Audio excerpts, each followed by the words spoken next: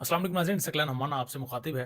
नाज़रीन, आज जेल से एक ऐसे कैदी की सदा आई है जिसके 2 मासूम बच्चे बाहर हैं, जिसने आज अपने वालिद को तकरीबन 150 से ज़ायद दिन जेल में गुजारने के बाद ख़त लिखा है और अपनी खैरियत से उन्हें आगाह किया है, बल्कि खैरियत तलब भी की है।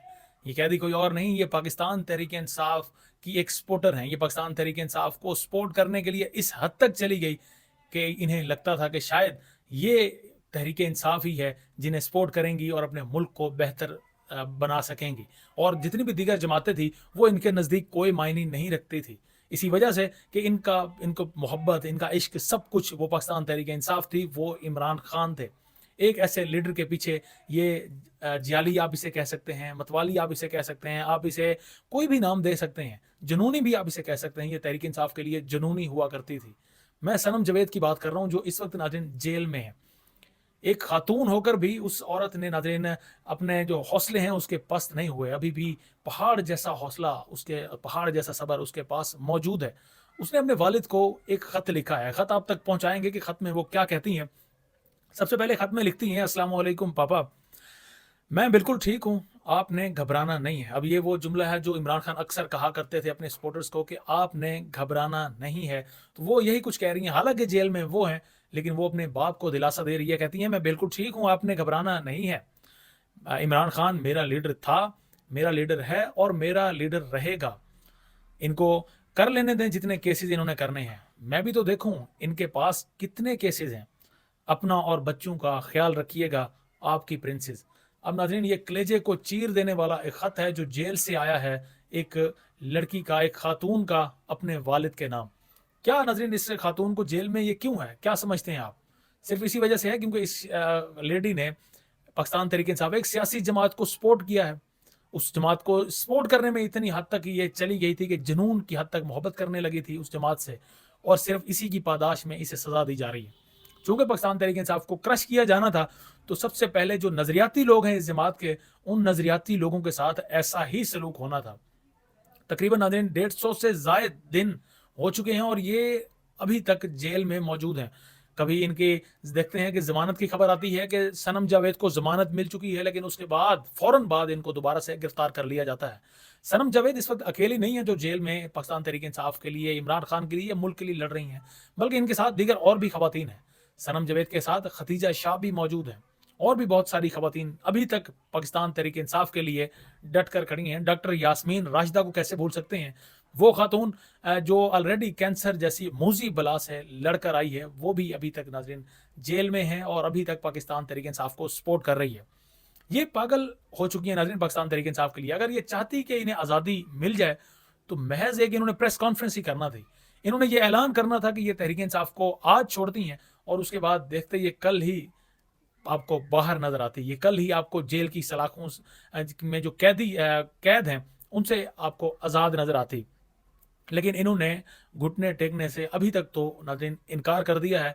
100 इन पर जुल्म किए जाएँ, जो कुछ मर्ज़ी किया जाए, अभी तक ये डट कर खड़ी हैं। अभी तक ये इमरान खान के उसी बयानी और उसी, इनको लगता है कि इमरान खान ही हैं जो वाहिद सहारा हैं, तो उसके लिए, उनकी जमात के लिए ये जेल में इस वक्त मौजूद हैं। जहाँ ये जेल में मौजूद हैं, वहाँ इनका लीडर भी इस वक्त अडियाला जेल में मौजूद है। नाज़रीन, आपको साथ में दूसरा रुख आपको बताते हैं। कल ही एक लीडर और थी, अंदलीब अब्बासी, जिन्होंने पाकिस्तान तहरीक इंसाफ को छोड़कर इस्तेकाम पाकिस्तान की जानिब अपना नया सफ़र इख्तियार किया और इस्तेकाम पाकिस्तान को ज्वाइन किया। बाकायदा उन्होंने प्रेस कॉन्फ्रेंस की, और जिस तरह से 9 मई की मजम्मत और पाकिस्तान तहरीक इंसाफ के खिलाफ जो कुछ बुलवाना चाहते थे लोग, तो वो उनसे सब कुछ बुलवाया गया। अब एक फुटेज यहाँ पर एक आई है सामने, या 9 मई के वाक़े की अगर देखें, तो इंदलीब अब्बासी वाज़े तौर पर 9 मई में खुद मुलविस थी। जो खतीजा शाह ऑलरेडी जेल में है, वो उस वक्त गाड़ी ड्राइव कर रही थी, जबकि ये बाहर खड़े होकर कारकुनों को हौसला दे रही थी। अब जो ड्राइवर है, जो गाड़ी ड्राइव कर रही है, वो जेल में है, और जो कारकुनों को मजीद हौसला दे रही है जो खातून, वो इस वक्त इस्तेकाम पाकिस्तान में मौजूद है। अब चूंकि इसने पाकिस्तान तहरीक इंसाफ का रास्ता छोड़ दिया है, तो इससे इसको फ़ायदा क्या होगा? इसको डायरेक्ट फ़ायदा ये होगा कि इस पर जितने भी मुकदमात हैं वो सब के सब ख़त्म कर दिए जाएंगे, रातों रात मुकदमे ख़त्म होंगे, और उसके बाद ये आज़ाद होगी, आज़ाद पंछी होगी, और फिर इस्तेकाम पाकिस्तान के साथ अब इसका मुस्तकबिल भी उसी जमात के साथ ही रहेगा। तो ये है हमारे इस वक्त निज़ाम, हमारा सिस्टम इस वक्त जो भरपूर तरीके से सपोर्ट कर रहा है।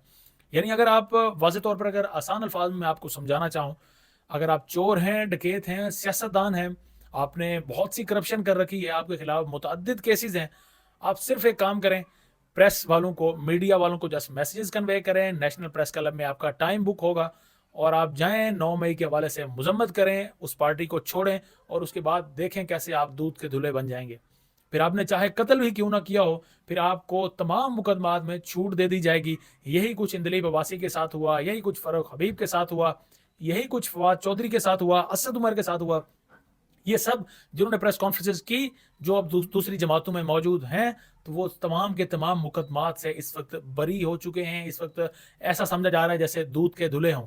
اور یہ کون کر سکتا ہے؟ یہ صرف ہماری اسٹیبلشمنٹ کو ہی آپ دعا دیجئے کہ وہی یہ سب کچھ کام کروا رہی ہے، واضح طور پر یہ کام کروا رہی ہے اور کسی سے ڈھکا چھپا نہیں ہے اس وقت جو کچھ بھی پاکستان میں ہو رہا ہے. تو ایک خاتون جو جیل میں موجود ہو کر بھی اپنے باپ کو دلاسا دے رہی ہے، اور دوسری خاتون جو 9 مئی کی مذمت کر کے اس وقت استحکام پاکستان کو جوائن کر چکی ہے. دونوں میں زمین آسمان کا فرق ہے، دونوں کو کبھی نہیں ملایا جا سکتا. ایک وہ ہے جو ہمت عظمت کا اس وقت جس نے جو میسیج ہے وہ کنوے کیا ہے، اور دوسری وہ ہے جس نے جو ڈرپوک ثابت ہوئی ہے. آپ ڈرپوک بھی اسے کہہ سکتے ہیں، مجبوریاں بھی کہہ سکتے ہیں، لیکن مجبوری شاید شیخ رشید کی بھی تھی. لیکن پریس کانفرنس میں شیخ رشید نے کچھ میسیجز، ایسے پیغام ضرور دیے تھے کہ جس سے سب کچھ واضح ہو گیا تھا کہ اصل پریس کانفرنسز کروانے کے پیچھے کن کا ہاتھ ہے، اور اس نے وہ سب کچھ ہی عیاں کر دیا تھا. یعنی جو ایک پلان تھا وہ پلان انہوں نے چوپٹ کر دیا تھا. تو اس طرح کا بھی یہ کام کر سکتی تھی. بہرحال جو بھی سیاستدان ہے، سیاستدان شاید ہوتے ہی ایک جماعت سے دوسری جماعت سفر کرنے کے لیے ہیں، ہوتے ہی لوٹا بننے کے لیے ہیں، کیونکہ انہیں سیاست سے مطلب ہوتا ہے. انہیں عام پاکستانیوں سے، پاکستان کی پالیٹکس سے، پاکستان کے سسٹم سے اور پاکستان کی ترقی سے کوئی سروکار نہیں ہوتا.